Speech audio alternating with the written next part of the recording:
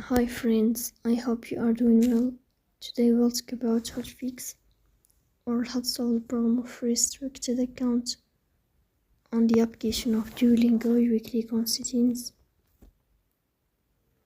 Here we click on apps, default apps, app settings.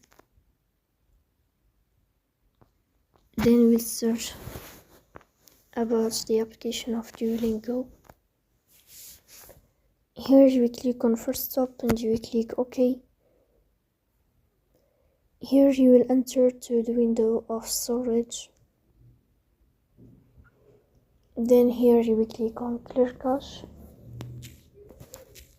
In the end you will turn off your phone and you will restart your phone again. So please don't forget to support us by like and subscribe. See you next time and thank you for your watching and your attention.